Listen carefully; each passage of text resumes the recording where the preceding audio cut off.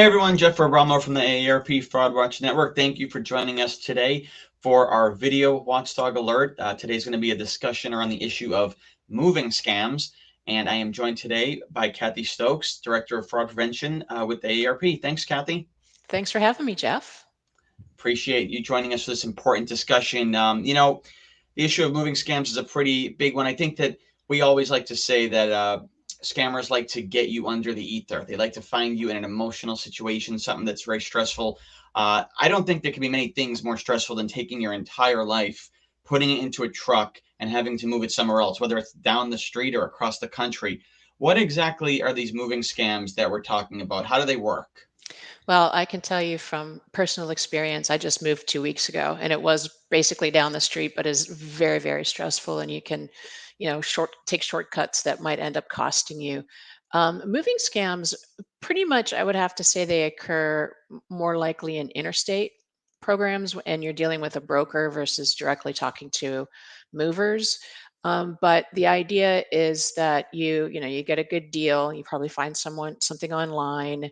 You get all the paperwork. Everything seems really legitimate. A move company comes. They may not come on time. They may come with equipment that is less than what you might expect.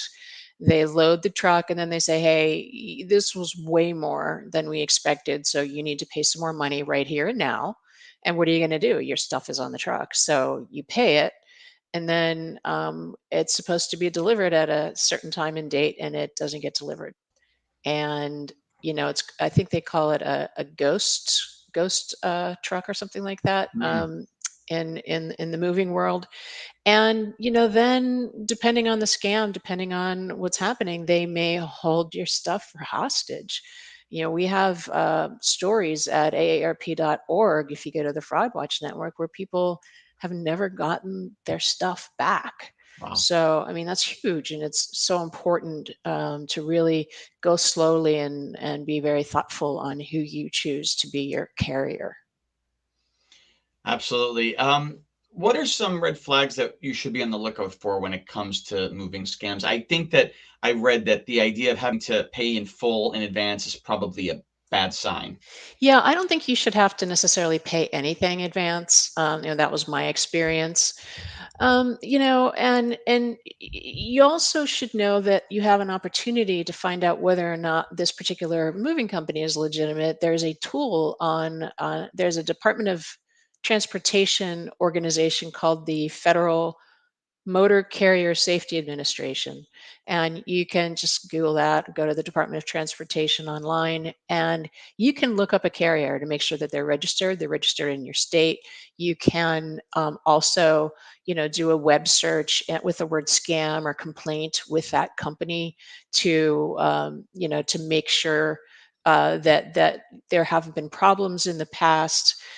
So the things that you want to look for is that it's the price is too good to be true, that they want you to pay up front, that they want you to pay potentially in another form of payment rather than a credit card, like a P2P app like Zelle or Cash App or Venmo or Cash. These are the things that give you a signal that maybe something's going on. What do you think? What should people do? What are some specific action steps that people can take when they're starting a move, searching for a move, to help protect themselves and ensure that they're working with a legitimate mover? Yeah, well, what I mentioned about the Federal Motor Carrier Safety Administration is really helpful information. I would start with asking friends and family who they have used in the past, but don't stop there.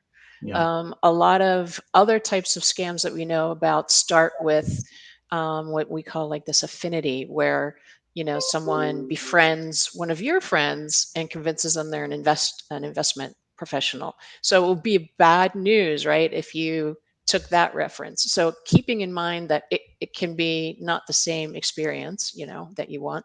You still want to do the research. I had a friend who used a carrier that I was looking at, and she moved before me, so I was able to ask her, and she gave me really good advice on moving as well as on working with this company. So You want to make sure that you're working with a reputable company. So as expensive as it is, really try not to base that decision on the cost. Right. Another typical red flag is that the company, the moving company, doesn't come to your home to assess what the actual cost is based on what your actual belongings are. But you know what? We're still in a pandemic. There are a lot of moving companies, even ones I worked with, where they're just not going to make that move. So they ask you detailed questions. So you really can't use that as a red flag, at least during the pandemic. But one of the things too is if you're looking at a specific moving company and their website is devoid of information like how they're insured or what states they're registered in or easy contact information for consumer complaints, things like that would be what to look for. Great advice. A lot of times when we're buying things, we're told that it's a good idea to use a credit card because you get some sort of additional protections. Do you agree with that in this case as well? And what would those protections look like? Absolutely. The credit card issuers are required to offer specific consumer protection. So if you use a credit card in a transaction, chances are pretty good that if it goes south, you're going to be made whole or at least mostly whole. That also applies to debit cards. However, when you're using a debit card, you're outlaying money, right? Right from your account that debit card is associated with. Well, when you complain to the issuer that you've been a victim of a scam or a company behaving badly, they need to research that. And it may take some time for them to research and to prove out, yes, indeed, this was fraudulent or this was bad behavior and give you your money back. So if you're depending on the money that's in that account to do things like pay your first mortgage payment at the new place, you're not going to want to be without that money. And then the other ones that they just don't offer the protections that a credit card offers. So I would say always go with a credit card. Thanks for that, Kathy. We do have a comment from Jean. I'm going to put that up. Jean indicates that this actually something similar has happened to her. She reported it, but no response from the company or the BBB. Anywhere else that she can reach out to? I mean, I certainly can refer to the Fraud Watch Network. Would that be a good first step, you think? The helpline? Sure, Jean, I'm so sorry that that happened to you. You can give a call to our Fraud Watch Network helpline. The number is 877-908-3360. And our volunteer fraud fighters can talk you through what your options may be. You can go to the Department of Transportation's website and look up the Federal Motor Carrier Safety Administration. I have a hard time with that one, and find out what they tell you to do. There may be a link to report it there as well. Great. Thanks for that advice, Kathy. Folks, we're just about out of time. I wanted to thank Kathy Stokes for joining me for this important discussion. Like I said, I think that we all move at least once in our lives, and this information is really important to help do our best to ensure that we do not fall victim to a moving scam. So thank you, Kathy.